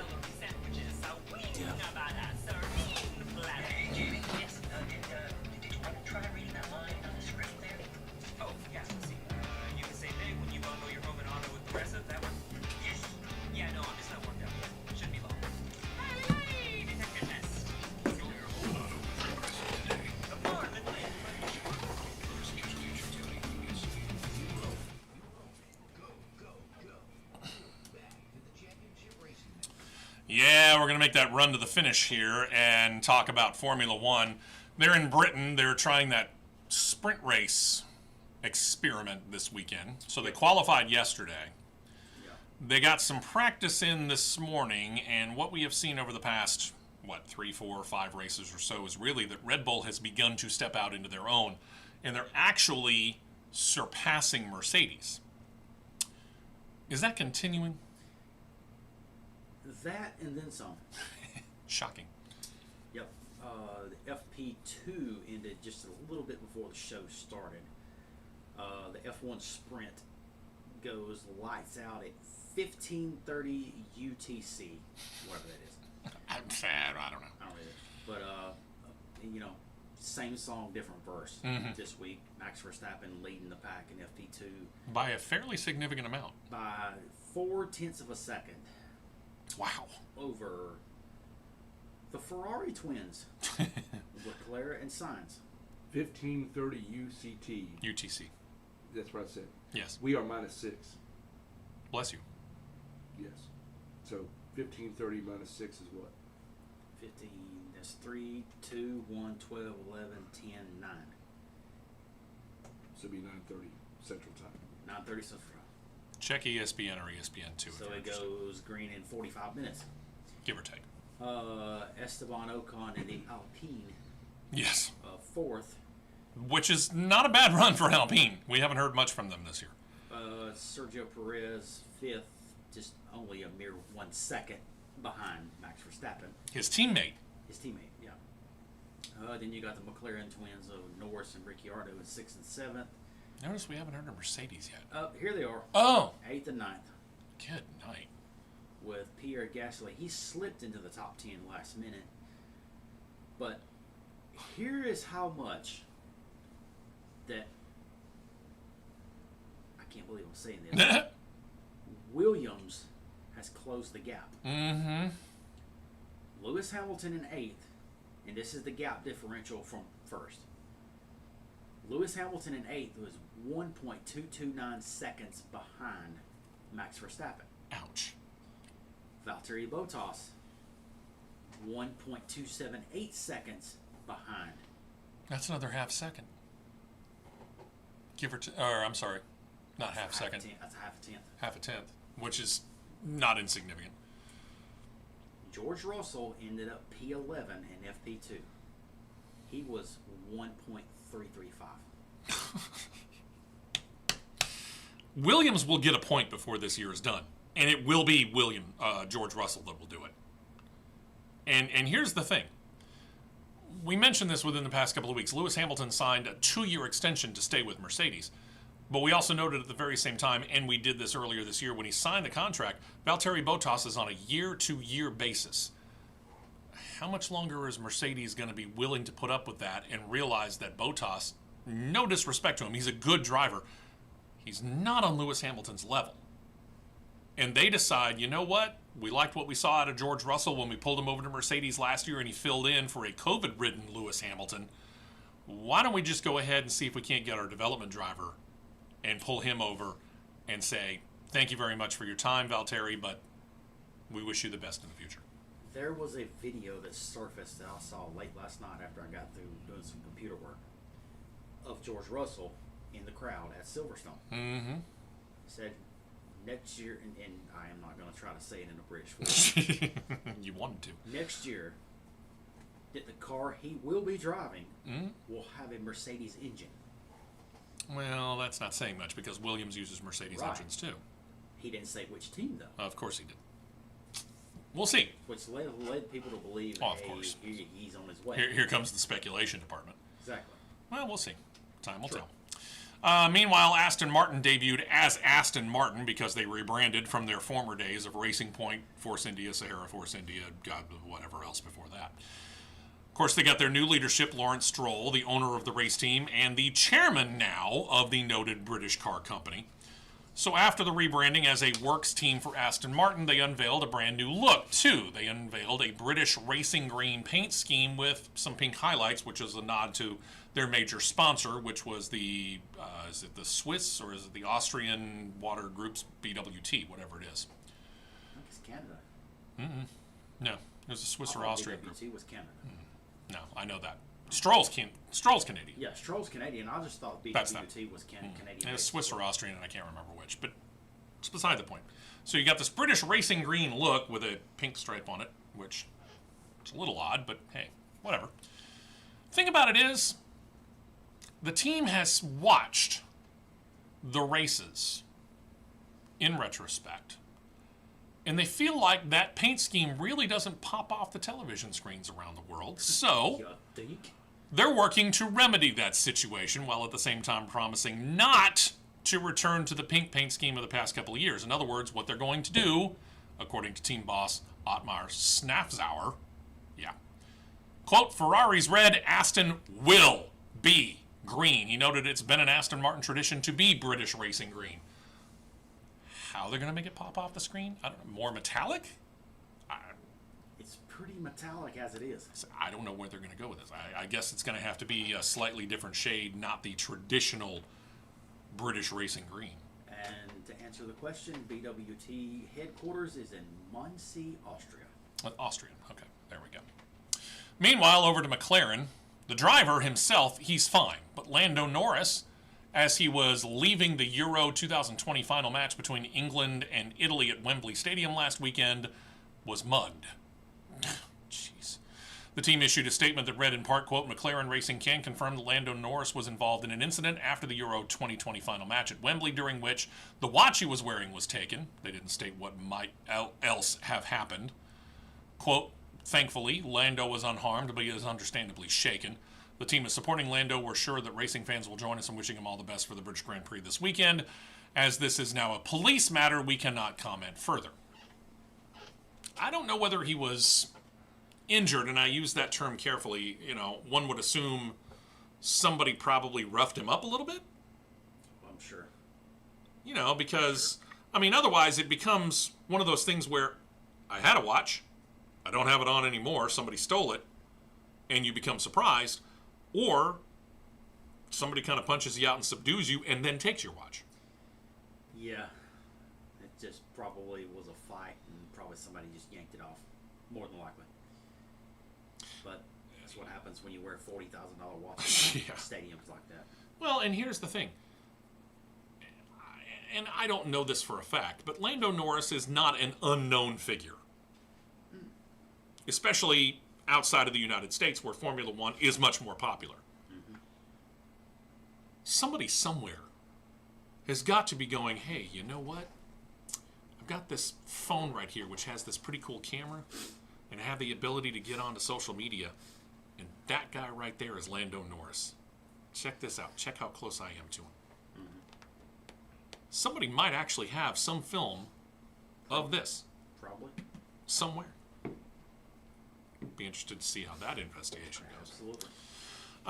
Then there's Alfa Romeo. They were in, and I say were carefully, foreshadowing, were in their final year of the contract to be the title sponsor of the Sauber Racing Group, and there had been some concern that with the merger of Alfa's parent company earlier this year, Fiat, with the Peugeot Group, which created that Stellantis car company, that the new leaders would say that it didn't make financial sense for Ferrari to have their own works team and then Alfa Romeo to have a sponsorship of another team in Formula One because it just doubled up something under the same umbrella, right? Well, seems that the new leaders actually kind of like the arrangement. After coming back to Formula One following a 30-year hiatus back in 2018, Alfa Romeo and Sauber came to terms on Wednesday at a new year, which they state is a multi-year deal, to keep Alfa Romeo as the official team name. How long this multi-year deal is for is not actually released, so we don't know how long it'll be, but they stated that the highly reputed Sauber Tech Group will, as a part of this new deal, have a much closer working relationship with Alfa Romeo's road car operations. But they didn't discuss the details of that either. Now, no disrespect to anybody who owns an Alfa Romeo. I actually think they're pretty cool looking cars. I've actually never seen one. I've seen a couple of them on the road in and around the Birmingham area. I haven't. And I'll be honest with you, I've read up in car magazines about the sedan, the sports sedan, the Giulia, specifically the Quadrifoglio, which is the high performance version of it. Ooh. That thing's, it scoots, it books. But the problem that has plagued just about, every Italian car maker is quality. True. So I'm hoping that what the Sauber Tech Group will do is help increase the quality, or the quality control. Hopefully. I guess we'll find out. Meanwhile, the covers were taken off a prototype for a 2022 Formula One racer. Officials report that there are some things that have been a little more regulated because they're trying to promote better racing and more passing. Among the things changing are the wheels. We've already talked about that. We told you that this was going to be happen. They're moving up to 18-inch tires next year, lower profile as well. Thing about it is, they're also including something that Formula One has not used since 2009. Wheel covers.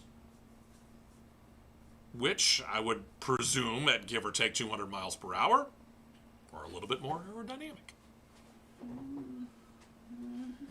You would hope so. Now, that being said, to ensure proper cooling of the brakes and to make up for the lack of air coming through, Formula One has also included, band-aided, wheel winglets, which will draw air down onto the rotors, but will also help, they state, control the air wake coming off the wheels, which should allow for those trailing to close in easier. How, you say? It smooths or cleans the air out. In other words, you don't have that dirty air which creates turbulence in the cars behind you. It's cleaner air allowing the cars behind to catch up and supposedly pass. Supposedly. Keyword. Oh, but wait, there's more. The front and rear wings have also been reworked a bit. Taller side wings pointing up on both sides of the front wing direct air down the sides of the car as opposed to over the top or under, again to make the air cleaner for the cars that are behind.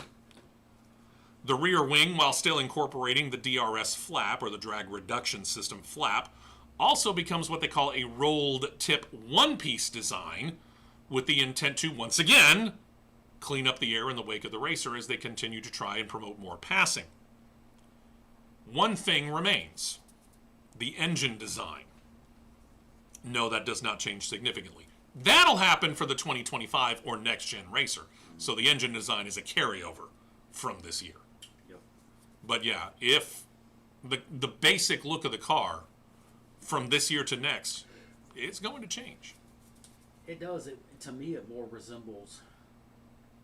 It's more resemblant of an Indycar. I don't disagree with that. It's more resemblant of an Indycar. Yeah, I don't disagree with that. And we've seen the racing in IndyCar. Yep. It's closer, more passing. It's not a bad thing. Yep. And for Haas F1, which, well, let's face it, they suck this year. Having this in mid-July gives them, because they've already supposedly been working on the 2022 car since what? Well, last year at this time. October of last year. Yeah. Should give them plenty of time to incorporate these new things into the next car. We hope. They hope. Yeah. Fans. This is such an odd thing, but I couldn't resist this. Formula One continues to try to do whatever they can to reach the U.S. motorsport viewer. And in order to help on that, they've combined with the company South Florida Motorsports LLC, highly connected to Hard Rock Stadium, and a Formula One race that they're going to get in Miami next year. That they're already paving the track. I know. Layout. And some other partners. In order to do this, Get your favorite F1 driver to give you a wake-up call so that you'll be awake and ready to watch the British Grand Prix and, presumably, future 2021 F1 races. You can sign up right now by going onto this website. Link.Formula1, use the number 1, not spell it out. Link.Formula1.com/join/wakeup. You put in your first name, your email address, and I presume for purposes of making sure that you're not some idiot robot, and a phone number of your choice, and which driver you would like to voice your wake up. You hit enter, and you're in. And supposedly you can do this up to 2 hours before race time tomorrow morning. Granted, this will be pre-recorded. It's not like Lewis Hamilton is going to call you 2 hours before race time and say, "Hey, John, wake up! The race is 2 hours from now. I got to go get prepared." Yeah, that's why I'm not doing it. I thought about doing this. For a split second, I thought about doing this. Thinking about it, I would either want Daniel Ricciardo or Kimi Räikkönen. Well, yeah, I mean, I just chose Lewis Hamilton just because. It was the first name that popped in my head. Hey, John, this is Kimi. Get out of bed. Bye. With that fairly Iceman Scandinavian delivery of his. Or Daniel Ricciardo, who... Get your bloody tail out of bed, mate. Let's go. The Australian accent. Yeah. I'd want somebody probably that would have some fun with it. And Daniel Ricciardo, I think, would have fun with it. If I could pick anybody, I would pick Gunther Steiner. I'm not sure he's an option. But that would be fun. Get your bloody tail out of bed, mate. Let's go. Watch us run 29th to 30th. Yeah, exactly. Exactly. Watch us run 1.5 minutes and 3 laps behind the leader. You'll be all right. Be 4 seconds off the pace today. Get Mick Schumacher to do it. Yeah. I know that we suck this year, but please watch F1.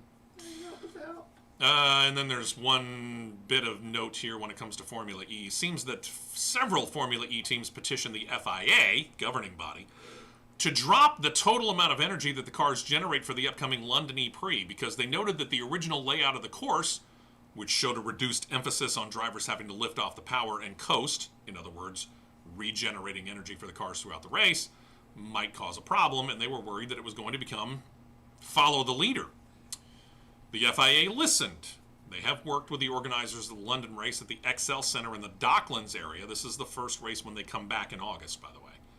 Some of the quarters are now tighter than they were before, introducing bigger braking zones, all of which will, again, help recapture some power that the batteries will use during the racing aspect. FIA, again, said that the drivers feared that otherwise it would be a follow-the-leader situation, creating a boring race, so they're trying to make it a little bit more exciting. This is one of those things that Formula E needs to work on. And quite frankly, so does Formula One, which is why we talked about all the rules about how the 2022 prototype F1 racer is going to be different. They're all trying to create a situation where there's a little more excitement within there. Because whatever criticism that you may have about NASCAR, and there's plenty of criticism to go around, NASCAR's got passing.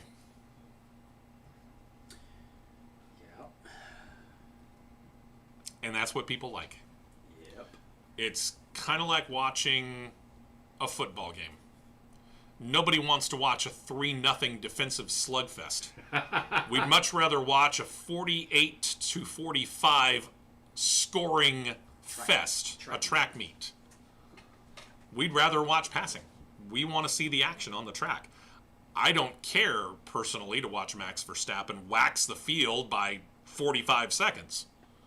I'd like to see Max Verstappen have a challenge, which probably won't happen for the rest of the year. Nope. Just saying.